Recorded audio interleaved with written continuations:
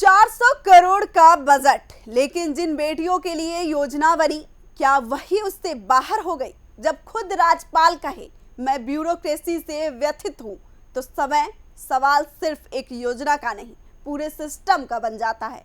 क्या फाइलों में बैठे नियम जमीन पर जरूरतमंदों का हक छीन रहे? आखिर उत्तर प्रदेश के राज्यपाल आनंदीबेन पटेल ने अफसरशाही पर इतना बड़ा हमला क्यों बोला? नमस्कार, आप देख रहे हैं यूपी की बात और मैं हूं कोमल तिवारी। उत्तर प्रदेश की राजनीति और प्रशासन में उस वक्त हलचल मच गई जब राज्यपाल आनंदीबेन पटेल ने सार्वजनिक मंच से ब्यूरोक्रेसी पर तीखा हमला बोल दिया।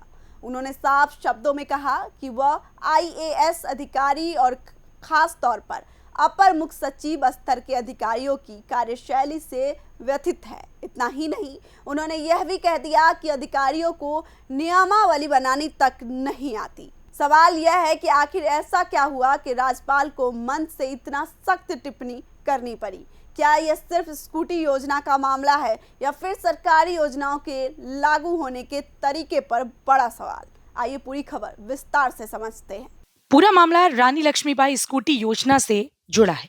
ये योजना उत्तर प्रदेश सरकार ने उन छात्राओं के लिए शुरू की है जिन्हें उच्च शिक्षा के लिए लंबी दूरी तय करनी पड़ती है। सरकार ने इसके लिए 400 करोड़ रुपए का बजट भी तय किया है। राजा महेंद्र प्रताप सिंह विश्वविद्यालय के दीक्षांत समारोह में पहुंची राज्यपाल आनंदीबेन पटेल ने इसी योजना का जिक्र करते हुए कहा कि मुख्यमंत्री का काम योजना की घोषणा करना और उसके लिए बजट उपलब्ध कराना है, लेकिन योजना को सही तरीके से लागू करना अधिकारियों की जिम्मेदारी होती है। राज्यपाल ने कहा, मुख्यमंत्री ने पिछले साल ही स्कूटी योजना की घोषणा कर दी थी, लेकिन अधिकारियों को नियमावली बनाने में लगभग 1 साल लग गया और जब नियमावली सामने आई तो उसमें ऐसा प्रावधान रखा गया जिसने पूरी योजना के उद्देश्य पर ही सवाल खड़े कर दिए। दरअसल नियम बनाया गया कि 90% या उससे अधिक अंक लाने वाली छात्राओं को स्कूटी मिलेगी। इसी नियम पर राज्यपाल ने सबसे तीखी आपत्ति जताई। उन्होंने सवाल पूछा कि आखिर 90% अंक कौन लाएगा? क्या दूर दराज के गांवों में सीमित संसाधनों के बीच पढ़ने वाली छात्राएं या फिर शहरों में बेहतर स्कूल, कोचिंग और सुविधाएं पाने वाले विद्यार्थी?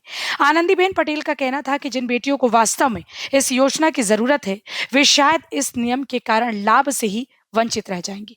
उनका मानना है कि योजनाएं सिर्फ कागज पर नहीं बल्कि जरूरतमंद लोगों तक पहुंचनी चाहिए। अपने संबोधन में राज्यपाल ने अधिकारियों की कार्यप्रणाली पर भी सवाल उठाए। उन्होंने कहा कि उन्होंने सुबह नियमावली पढ़ी और तुरंत संबंधित अधिकारियों से बात की। उनका कहना था कि अगर योजना का मकसद दूर दराज की छात्राओं की मदद करना है तो चयन का आधार सिर्फ अंक नहीं होना चाहिए, बल्कि जरूरत और परिस्थितियों को भी महत्व दिया जाना चाहिए।